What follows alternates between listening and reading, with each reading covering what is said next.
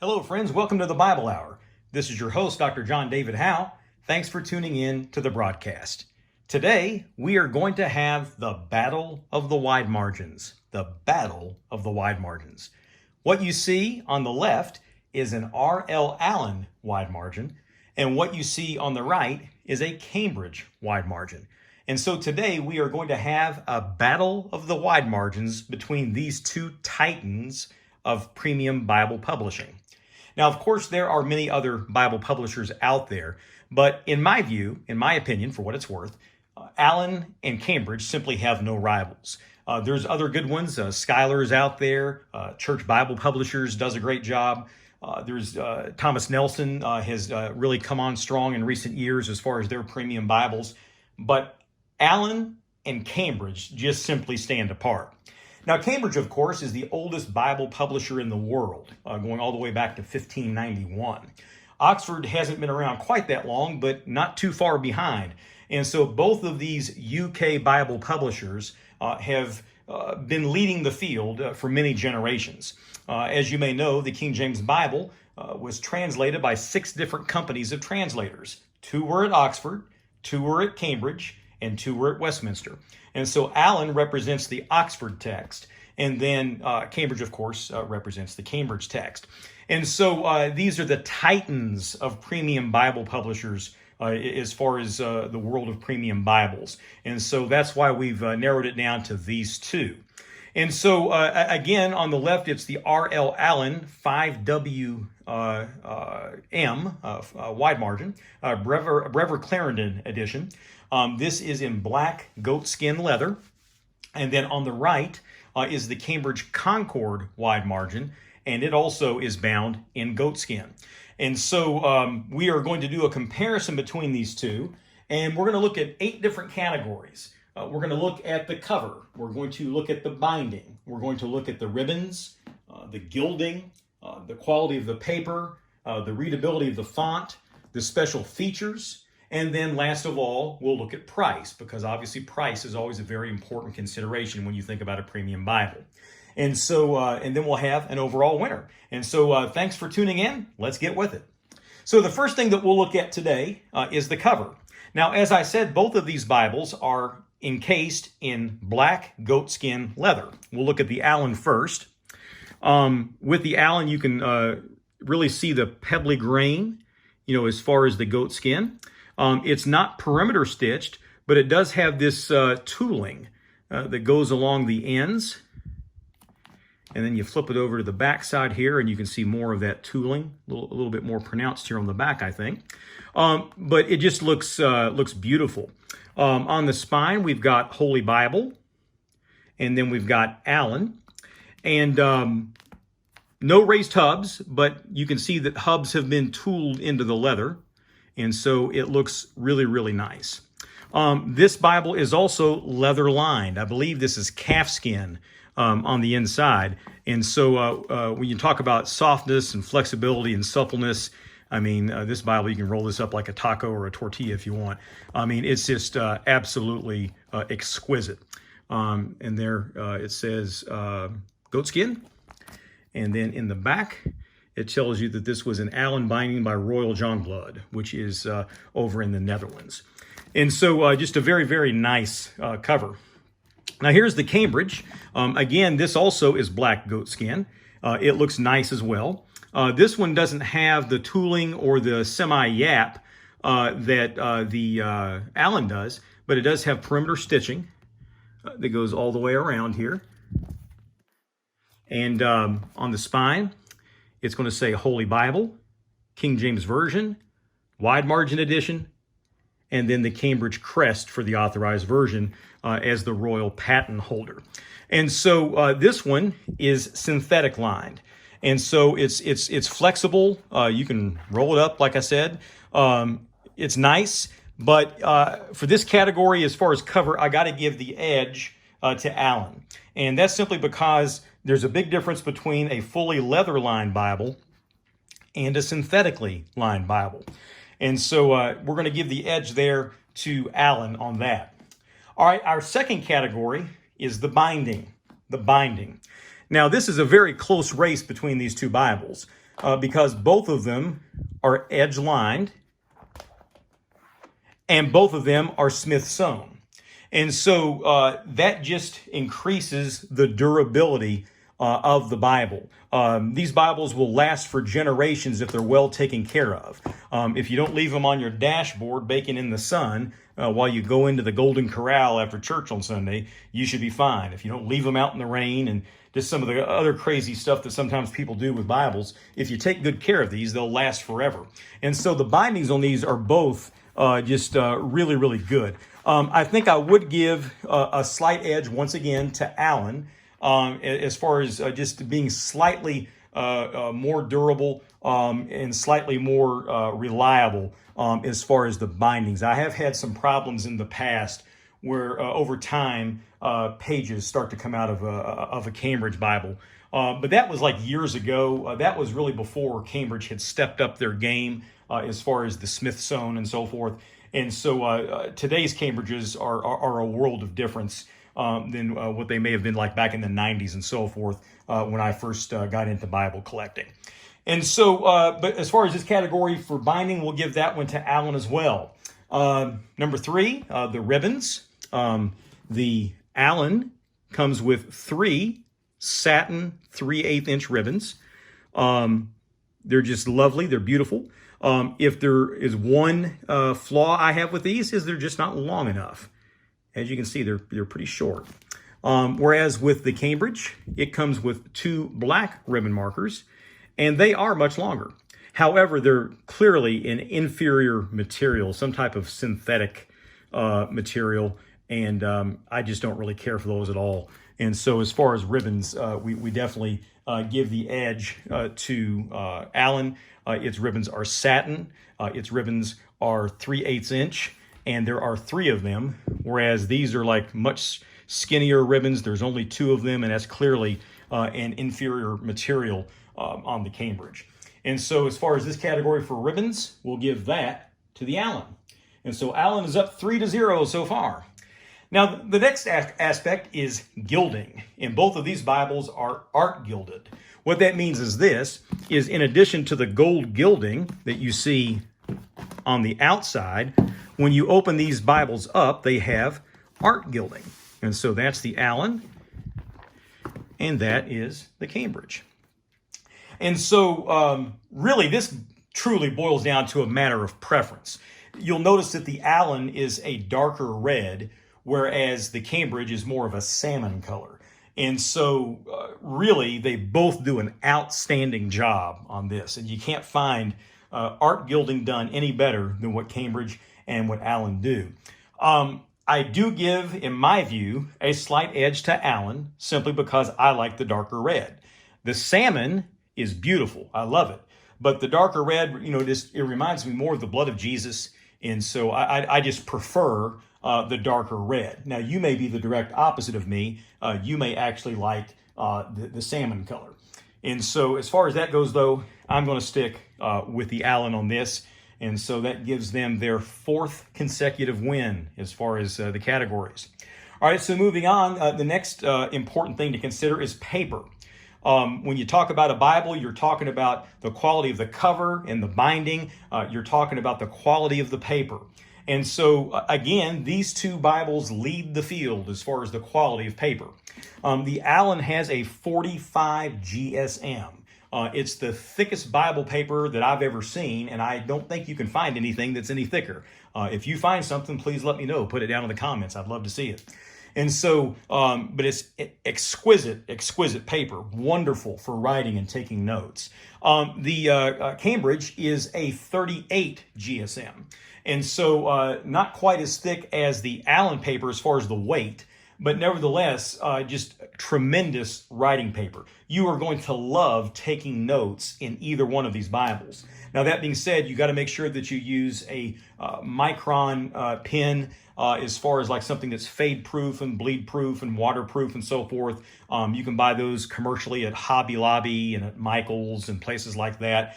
Sometimes I just order them off of Amazon, but you can definitely find those in stores and online. Never use a ballpoint pen, never use a felt tip pen.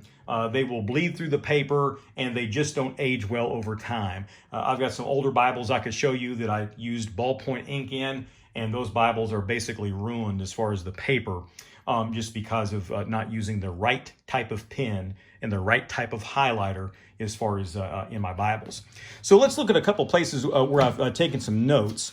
I guess we'll come over to the Gospel of John here for the Allan, because I've been preaching through the Gospel of John. And so there is an example of some of the notes. Again, these were all taken with a black micron pen. Sometimes I use a 001, sometimes I use a 01, and then I underline with a 05. I use a micron paintbrush to highlight because it does not bleed through the paper. And so let me turn the page over here so you can look on the other side, and look how clear and white that page looks. I mean, you see maybe ever so much of a shadow coming through. And if you notice, I took quite a bit of notes on that page. But yet, when you look over here, it just isn't coming through. And so that's because of this 45 GSM paper. And so for that reason, I really, really like the Allan for that. Now let's find a place here in the Cambridge where I've taken some notes. I really haven't used this Bible that much. And so it may take me a second here. And there we go. All right. And so there's an example of some notes that were taken here in the Cambridge. And let's do the same thing. Let's turn back a page and look at the other side. Now on this one, you can see more shadowing, but it still did not bleed through the paper. You can see the shadow, but it didn't bleed through, and that's because those micron pens are really good for writing in Bibles. Now, if this were a church Bible, publisher Bible, that would have bled through, and it may have even impacted the page below. And so I love church Bible publishers. I respect them tremendously. I love the fact that they're a ministry and not a business. And although they put out some great, great covers, especially their new Water Buffalo series, the paper they use is just very inferior compared to both the Allan and the Cambridge. And that makes a huge difference if you're buying the Bible to write notes in. So as far as paper, we're going to give that round to Cambridge. All right, so our next, paper, I misspoke. I meant to say we're going to give it to Allan. And so Allan's got a clean sweep so far. They're up 5-0. However, I think this category is going to be a little different because the next thing we're going to talk about is font. And so you can say what you want to about the leather, the quality of the paper, the binding, and all those things. The most important thing is whether or not a Bible is readable, a legible font. And so it can have all the best features in the world and can have the best smell as far as that goat skin and so forth. But if you can't read it, it's not doing you a whole lot of good. And so I think that in this round, Cambridge wins this one hands down. And it's not that Allan is bad. It's just I think Cambridge is better. When we look at the Cambridge, we see that this is a bold typeset. This comes from the Concord line that started in the 1920s. So it's bold, it's black, it's legible. It's not cluttered by the center column references because there are no letters in the text to identify the center column references. It's all done by verse number. So when you look at verse 18, it says the Son of Man there in verse 18. Then you look at the 18 in the center column and it gives you references for that particular verse. And so that way it's a completely uncluttered text. The only thing you have in the text other than the words is just some pronunciation marks. And so I think that the Cambridge text is among the most readable out there because of how bold and how black it is. That's only an 8-point font, but because of how bold and black it is, it's very, very readable. Now, as far as the Allan is concerned, it's very good also. It's very legible. It's also bold, also, very black. It does have the letters in the text as far as the center column references. And so, that's not a huge big deal to me. I don't really mind that. I do like the Cambridge way of doing it better, though. And so, but again, a very readable font. This is also an 8-point font, and this is the Brevier Clarendon edition as far as the old Oxford text. So when you see Allan, think Oxford, because Oxford really doesn't publish Bibles anymore. They've gotten out of the Bible publishing business. I think they still publish the Schofield Bible, but for the most part, they don't publish Bibles anymore. So Allan has taken over their line of Bible publishing. And of course, Allan was publishing for Oxford for years under the Oxford label, and a lot of folks didn't know that. And so at any rate, as far as font is concerned, though, we're going to give that round to Cambridge, because I do think that Cambridge has a better font. Now, the next category we're going to look at is special features. Special features. And this is another category that I think Cambridge excels Allan. Now, when you come to the front of the Allan, when you open it up here, you get a couple of, cardstock pages, and then you get like the family presentation pages and all that. And then you get into the title page. Then you have the epistle dedicatory, and then you get right into the Bible text. So not a whole lot there by way of special features. You come to the back. Let's come to Revelation. After Revelation, you get several pages of blank white notepaper. And then after that, you have the gazetteer for the maps. And then you have the maps. And so it's got several Bible maps. And then you've got some cardstock pages, and that's it. Now, in the 2020 edition, this one is 2016. In the 2020 edition, they do have 8 pages of lined paper in the back. And so, it's not that great. I've got another one of these that's in the, it's silver gilded with blue under silver, and it's got the lined 8 pages. And they're there, but there's nothing really all that impressive about those. Now, you come over to the Cambridge. Got your cardstock in the front, got a presentation page, no family record, but when you get inside here, you've got the epistle dedicatory, and then you've got the translators to the reader, which was something the King James translators wrote to give their philosophy on Bible translating and so forth, and to talk about the work. And so books of the Bible, and then you get into the Genesis. And so this one has the epistle dedicatory. This one has the epistle dedicatory. This one does not have the translator to the readers, but this one does. And then when we come to the back, when we get to Revelation 22, I almost said Genesis. Going in the wrong direction if I was looking for Genesis. All right, so Revelation chapter 22. So there's where the Bible ends. Then you have a short glossary of Bible terms as far as words that have changed in usage since 1611. And then after that, you have a concordance. And so the Allan has neither the glossary nor the concordance. It has no study helps at all. And so this is a really nice concordance as well. It's very detailed as far as a Bible concordance.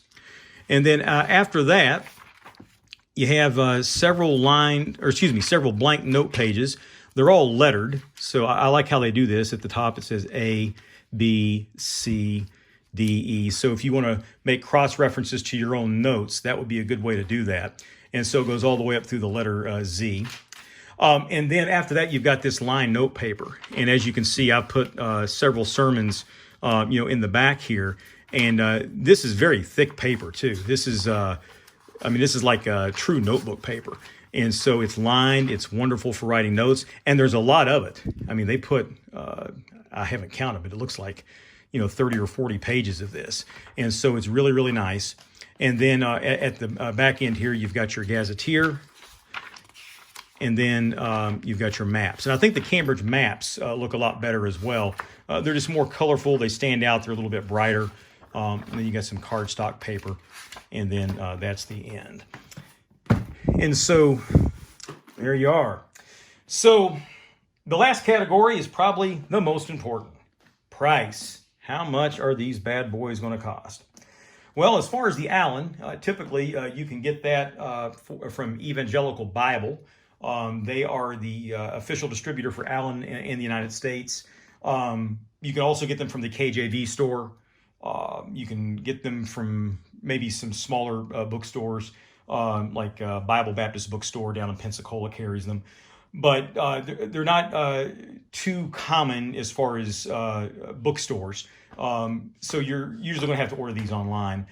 You can get this for right around $250, based on if it's on sale or not. Sometimes Allan has some sales. There is BibleDirect.com, which is Allan's own website from the UK, so you can order them from the UK.